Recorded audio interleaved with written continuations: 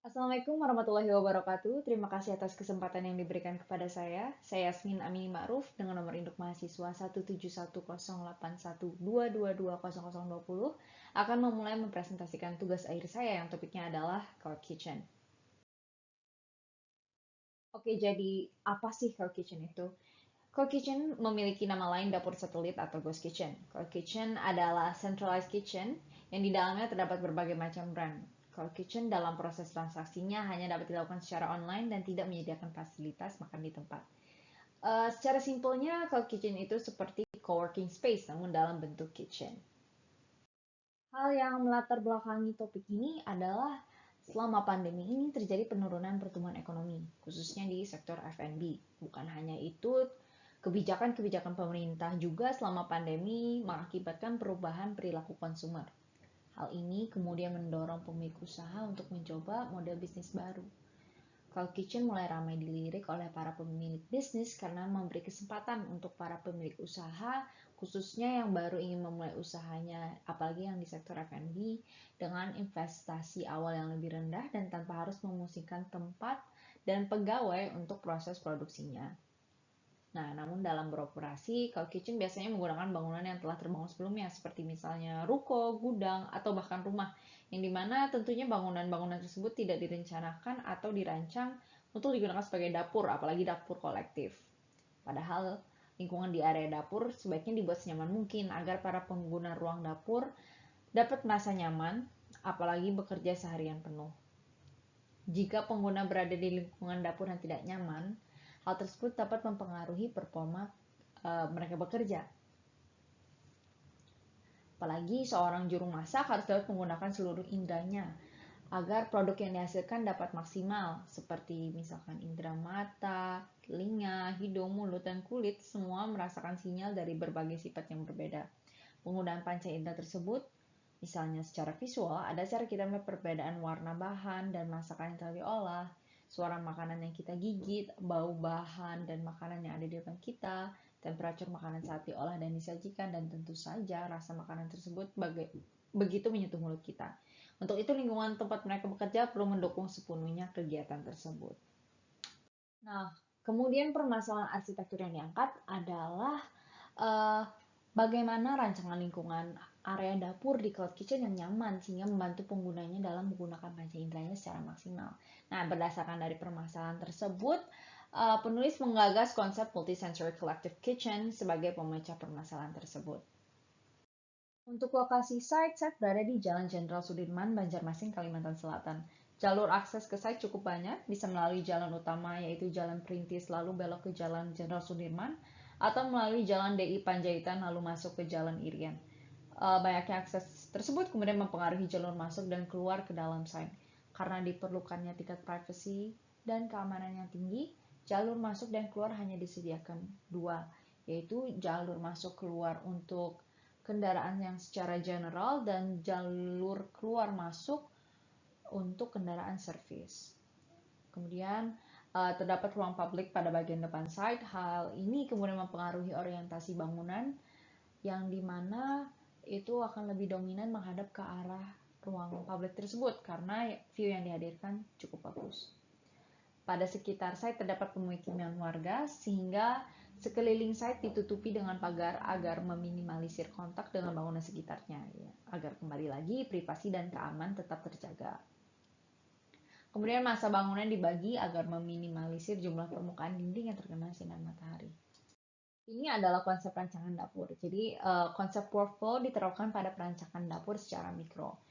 Ruang dapur ini diharapkan dapat membuat penggunanya nyaman sehingga dapat bekerja secara efektif.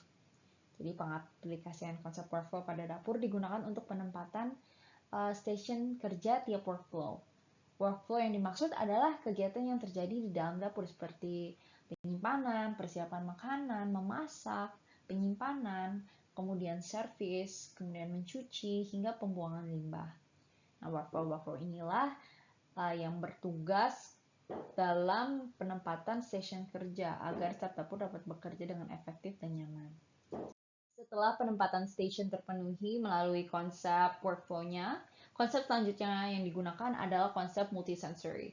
Konsep multisensory digunakan untuk menambah kenyamanan pada tiap stasiun kerja, khususnya yang berada di dalam area dapur. Nah, jadi untuk visual sendiri, untuk kenyamanan indera mata, sistem pencahayaan setidaknya yang digunakan adalah 540 lux. Kemudian, penggunaan aksentuasi dengan warna hangat agar memberikan suasana yang lebih nyaman. Kemudian untuk indera pendengaran dan penciuman, desain dapur sengaja dibuat tertutup dan terpisah antar tiap dapurnya agar meminimalisir kontaminasi bau dan suara. Kemudian untuk indera perasa pengecap, penggunaan warna netral pada interior dapur agar tidak mengganggu indera pengecap. Kemudian untuk indera peraba diberikan ventilasi dengan memanfaatkan stack effect yang mengalirkan udara panas keluar agar suhu dalam ruangan tetap nyaman. Sebenarnya indera peraba ini lebih dikaitkan dengan kenyamanan temperatur dalam dapur. Secara keseluruhan, konsep yang digunakan adalah konsep yang lahir dari pengelompokan workflow yang ada di dapur komersil yang kemudian diangkat ke skala yang lebih besar, kemudian dibagi menjadi 3 bagian berbeda tergantung dengan fungsinya, yaitu area memasak, area gudang, dan area limbah. Peletakan tiap area didasari dengan tingkat kebutuhan pengguna pada fungsi tersebut. Area memasak diletakkan paling depan agar memudahkan para driver online untuk mengambil produk yang telah jadi. Kemudian juga terdapat area gudang untuk mempermudah logistik serta diletakkan berdekatan dengan area memasak agar mempermudah staf dapur untuk mengambil keperluan memasak. Kemudian pada bagian paling belakang site diletakkan area limbah. Pada area memasak terdapat dapur, ruang staff, ruang tunggu untuk driver online, area service seperti parkir driver online dan staff, toilet, kamar mandi, dan musola. Pada area gudang terdapat loading dock dan gudang. Gudang tersebut kemudian dibagi menjadi 2 macam gudang, yaitu gudang basah dan kering. Dan terakhir, pada bagian area limbah terdapat area penampungan limbah secara sementara, area pengolahan air limbah, dan ruang untuk staff yang mengurus limbah tersebut. Masa-masa bangunan tersebut kemudian akan dihubungkan sesuai dengan kebutuhan dan keterkaitan antar fungsi. Area memasak akan terhubung langsung dengan sebagian area gudang, sedangkan area gudang tidak terhubung langsung dengan area limbah. Keterhubungan langsung antara area memasak dan sebagian area gudang bertujuan agar mempermudah para staf dapur dalam mengambil keperluan produksi lebih tanpa harus berjalan jauh, namun tetap memberi ruang yang cukup untuk kurir pengantar supply dalam menjalankan tugasnya tanpa harus berhubungan langsung dengan area memasak agar meminimalisir kontaminasi di area memasak tersebut. Sedangkan pada area gudang dihindarkan keterhubungan langsung dengan area limbah agar tidak terjadi kontaminasi yang tidak diinginkan pada bahan serta peralatan yang ada di dalam gudang. Ini adalah situasi. Kemudian ada rencana tapak. Ini adalah denah dari bangunan cloud kitchen. Ini adalah tampak depan dan belakang dari bangunan tersebut. Ini adalah tampak samping, kanan dan kiri. Berikut adalah potongan A dan B pada bangunan cloud kitchen. Dan berikut adalah perspektif eksterior bangunan. Kemudian ada perspektif interior dari dapur kecil, dapur besar, dan dapur sedang. Berikut adalah perspektif interior dari bangunan.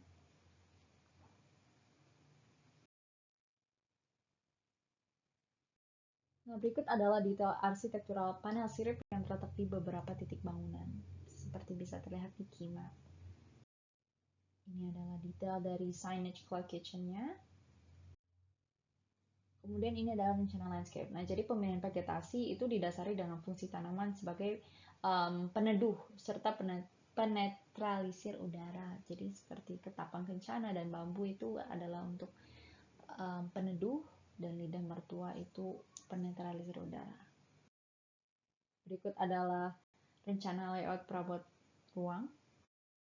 Dan ini adalah detail perabot. Nah, jadi detail perabot ini terletak di area waiting dan pickup area untuk driver online.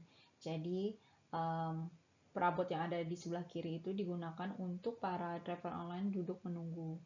Dan pada perabot sebelah kanan itu adalah perabot yang ada di area pickup area, yang dimana itu tempat pengambilan produk setelah jadi. Dan ini adalah rencana aksesibilitas tapak, rencana air bersih, dan air kotor. Baik, sekian presentasi saya. Mohon maaf jika ada kekurangan. Wassalamualaikum warahmatullahi wabarakatuh.